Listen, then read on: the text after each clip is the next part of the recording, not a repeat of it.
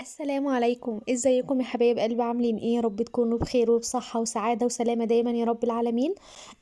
النهاردة هنعمل احلى قراقيش او منين ممكن تجربوه باسرع طريقة واسهل طريقة.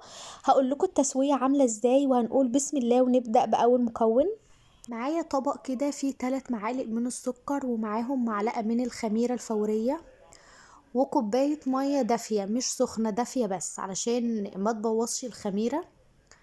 هنقلبها تقليبتين كده، نعمل تيست للخميرة. اول ما تلاحظ ان في فقاعات فوق كده فاعرفوا ان الخميرة بتاعتنا مظبوطة. معايا كيلو من الدقيق منخول كويس جدا، عليه معلقة صغيرة من الشمر، ومعلقة صغيرة بسيطة كده من اليانسون، رشة الملح، وهقلبهم كويس جدا. في الوقت ده انا بكون مجهزة معايا كوباية من السمنة. السمنة دي مش سخنة، مش بتغلي ومش باردة عشان الدقيق ما يكتلش معايا، فهي بتبقى دافية بس. هبت دقيق بس. الدقيق ده حبايبنا كده واهالينا كانوا بيعتمدوا الطريقة دي، وكانت بتبقى احسن طريقة في المنين والقرص والقراقيش والحاجات دي. بتخلي الكوباية بتاعت السمنة دي تندمج كلها، تغطي الدقيق وتغلفه بالسمنة، بيبقى دايب دوب زي نظام الكحك كده.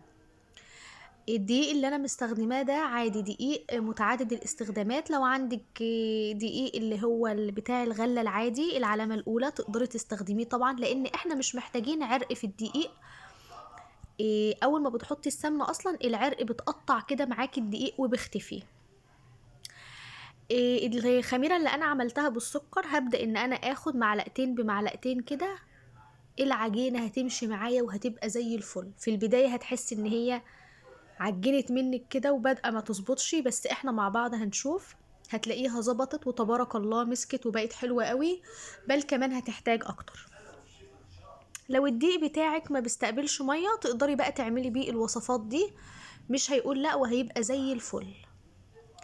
في الوقت ده جيت امسكها كده اعمل تيست للعجينه، لقيتها جامده معايا شويه، محتاجه كمان شويه ميه. فبدات اكمل بالميه اللي معايا اللي فيها خميره وفيها السكر، دوبتهم كويس جدا وبدات ان انا اقلبهم. عايزه اقول لكم الشمر واليانسون ريحته تبارك الله تحفه. كل ما باجي اعجن باخد قطعه كده وبعمل لها تيست اشوف هتبقى معايا عامله ايه. طبعا مهما اقول لكم الدقيق بياخد كذا والدقيق محتاج كذا، مش زي ما انتي ماسكه العجينه في ايدك وشايفه هي محتاجه ولا لا، لان الدقيق بتاعي يختلف عن الدقيق بتاعك. فانتي العجينه في ايدك، انت شايفه قدامك القوام في الفيديو عامل ازاي، لما بتمسكيها كده بتبقى طريه معاكي. جايز الدقيق بتاعك يحتاج كوبايه ميه كمان. طبعا هندفي بس الميه شويه وهنحط لها ميه.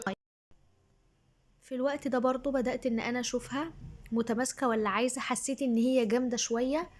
انا عايزة العجينة بتاعتي تبقى طرية شوية بالشكل ده. شايفين طرية جدا؟ انا عايزاها طرية كده. احنا طبعا في الشتاء هتشد شوية حاجة بسيطة، بس برضو هتفضل طرية. بأي كيس موجود عندك او استرتش راب وفوطة وتغطيها شوية. هتسيبيها قد ايه؟ هنسيبها نص ساعة كده ولا حاجة ترتاح خالص، علشان ايه؟ نعرف نشكلها مع بعض على طول. طبعا الإضاءة هنا اعذروني كان النور قطع، فأنا اتصرفت علشان ما ينفعش أسيبها أكتر من كده، هتخمر وريحة الخميرة هتظهر فيها زيادة، فأنا مش عايزاها تفضل أكتر من كده. فمعلش لو الإضاءة مش ظابطة شوية. بدأت أشكلها، تتشكل معايا كده، هفردها بكل سهولة، هتتفرد معايا، مش ما خدتش معايا أي وقت. عايزة أقول لكم تبارك الله من أسهل الحاجات اللي أنا عملتها وما خدتش معايا وقت. هبدأ إن أنا أقطعها كده عشان تشوفوا معايا قد ايه التقطيعه.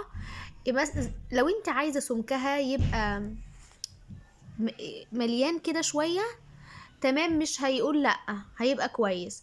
لو عايزاها رقيقه طبعا برضو تمام، بس ما تحاوليش تتخنيها قوي. قطعتها بالشكل اللي انا عايزاه، وانت كمان تقدري تقطعيها بالشكل اللي يريحك. وهنا الفرن انا شغلته ربع ساعه قبلها بنفس الطريقه دي كده. قعدت قد ايه في الفرن؟ بصراحه قعدت تلت ساعه. قعدت تلت ساعة وبقت معايا. عارفين الكحك الدايب؟